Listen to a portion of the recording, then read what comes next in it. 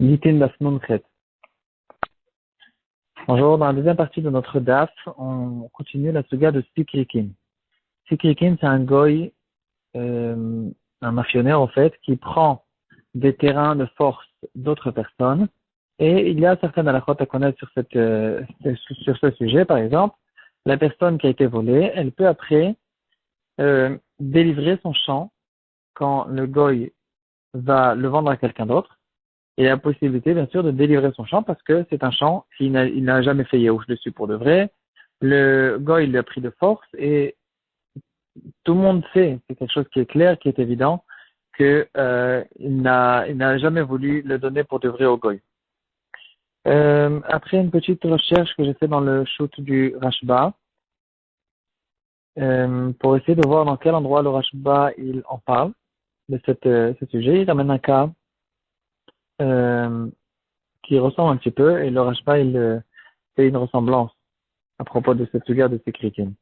La tchouva se trouve dans le shoot du Rashba, Chelekbet, tchouva Kafhe. L'histoire est la suivante. Léa et Yaakov étaient un couple qui était marié, ils ont divorcé. Et maintenant, Léa, elle demande à Yaakov, son divorcé, Tanedunia, des cadeaux, toutes sortes de cadeaux qu'elle a fait rentrer, qui lui appartenaient à elle, et qu'elle doit recevoir maintenant, en tant que divorcée. Et il y a maintenant une dispute là-dessus.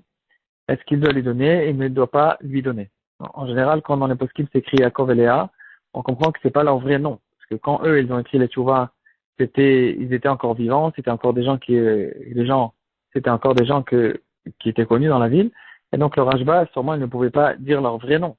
Donc, il a dit les noms classiques, Yaakov et Léa, comme Yaakov Avinu et Léa Imenu. Et, en tout cas, le mari qui a divorcé, quel est son argument? Il sort un papier sur lequel c'était écrit que elle lui a emprunté de l'argent quand ils étaient mariés et elle lui a dit qu'il va récupérer cet argent. Comment est-ce qu'une femme peut donner l'argent à son mari alors que ce qu'elle travaille appartient à son mari, etc. Et donc elle lui a dit que le remboursement sera justement de la nedounia, des affaires, des choses, des biens qu'elle a fait rentrer dans le mariage, que le mari utilise les pérotes, et il peut les utiliser, mais après il doit les rendre même à la femme. Et elle lui a dit, le jour où je devrais récupérer ces biens, alors je te les donnerai, et ce sera ça le remboursement. Maintenant, donc lui il dit, donc voilà, maintenant le moment est arrivé, et donc je dois recevoir ces choses-là. Elle, qu'est-ce qu'elle dit? Elle dit, c'est pas vrai, tout est une invention. C'est vrai que je lui ai signé, mais en fait, je n'ai jamais reçu de l'argent de sa part. Je lui ai signé parce que il était tout le temps en train de se disputer avec moi. Il était tout le temps en train de me forcer à me faire signer sur ce papier. Et jusqu'à qu'un jour, j'ai décidé de lui signer sur ce papier pour rester tranquille et pour qu'il arrête de m'embêter. Euh, la question qui a été envoyée chez le Rashba, c'est qu'est-ce qu'on fait dans ce cas-là? Est-ce qu'on la fait jurer? Ou bien s'il y a des témoins, par exemple, qui témoignent que c'est vrai qu'elle n'a jamais reçu de l'argent de sa part, ou bien le Beth Din, d'une manière ou d'une autre, ils comprennent que c'est vrai ce qu'elle dit, que elle n'a pas reçu une somme comme celle-là de son mari, et donc maintenant, le shtar n'est pas valable. Ou bien non, quand on a un shtar devant nous, il n'y a rien à faire, et c'est le mari qui a raison, et tant qu'on n'a pas de preuves claires, on ne peut pas lui faire sortir maintenant ces objets qui se trouvent chez lui. Comme ça, c'était la question. Et le Rashba, il dit que c'est vrai qu'il y a une Gemara quelque part qui dit Nachatwa Chasiti le Bali, que dans certains cas, la femme, elle peut donner un argument comme celui-là. Tout ce que j'ai fait, c'est que pour vous faire plaisir, mais j'étais pas sérieuse. Mais bien sûr qu'on ne peut pas dire ça dans tous les cas. C'est vrai qu'une femme, elle peut être un petit peu forcée par son mari de faire certaines choses. On peut la croire sur qu'il y a eu un petit forcing qui a été fait sur elle pour lui forcer à faire certaines choses. Mais bien sûr qu'on ne peut pas donner cette comparaison et de dire que dans tous les cas, elle lui donne tout, elle lui permet tout, elle signe sur tout. On ne peut pas dire une chose comme cela. Et par exemple, il y a une Gemara dans Bava Batra qui dit à propos de Nirse Milog, c'est aussi toutes sortes de biens qu'elle fait rentrer dans le cadre du mariage. Et sur le Nirse Milog, il y a une Gemara claire dans Bava Batra qu'elle ne peut pas dire Nachatru Achasiti le Bali. Et donc, bien sûr que dans notre cas, c'est encore pire, parce que ici, c'est des biens en fait, elle lui a signé qu'elle lui devait de l'argent sans recevoir d'argent, alors que si elle a jamais reçu d'argent, euh, c'est encore plus grave. Bon, bien sûr qu'on ne peut pas dire une chose comme cela. Et donc, dans ce cas-là, en fait, dès qu'il y a un shtar qui a été fait, le shtar il a été signé, euh, quelles sont les possibilités du mari de la forcer à signer sur un shtar comme celui-là, qu'elle lui a emprunté de l'argent, elle lui doit de l'argent, etc. C'est quelque chose qui est impossible, on ne la croit pas. Et donc, il n'a pas besoin de rendre ses biens parce que c'est vrai qu'elle doit les lui donner.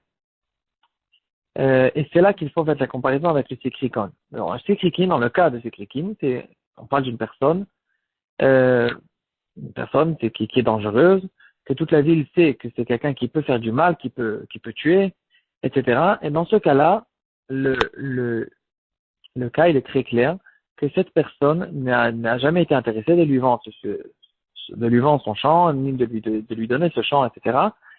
C'est un forcing qui a été fait et il n'y a pas du tout il n'y a pas eu ici un accord du côté du propriétaire du champ. Ça, c'est dans ses krikines. Mais dans le cas d'un mari envers sa femme, ça n'existe pas. Euh, on ne parle pas, on ne peut pas faire cette ressemblance. Un mari ne peut pas faire forcer sa femme à ce qu'il écarte quand on peut être sûr qu'elle va tout lui signer, tout ce qu'elle lui a dit, tout ce qu'il va lui faire signer, elle va lui signer, etc. On ne peut pas dire une chose comme ça, et donc la ressemblance ne peut pas être faite.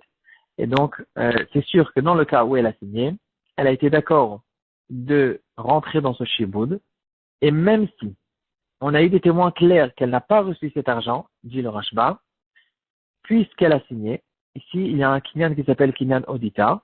Un kinyan odita, c'est un kinyan qui consiste à dire quelqu'un qui signe à quelqu'un d'autre qu'il a reçu une somme, qu'il a reçu un objet, etc., même s'il ne l'a pas reçu, puisqu'il a signé, il a été d'accord de se rentrer dans ce shiboud et de lui faire ce cadeau.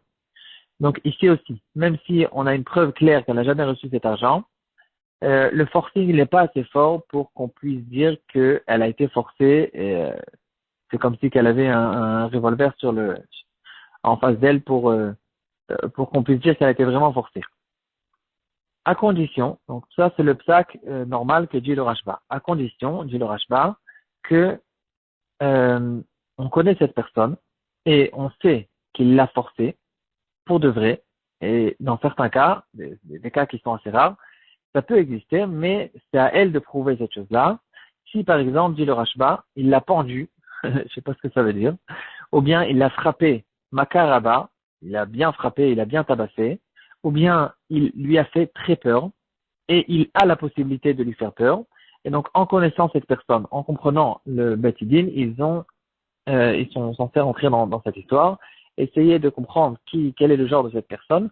Si effectivement, c'est une personne qui est très dure, c'est une sorte de mafionnaire qui peut faire beaucoup de choses et qui peut lui faire peur et qui a la possibilité il a les capacités de lui faire signer sur n'importe quoi, alors effectivement, dans ce cas-là, on va la croire à elle et on ne va pas, on va lui dire de lui rembourser tout ce qu'il a.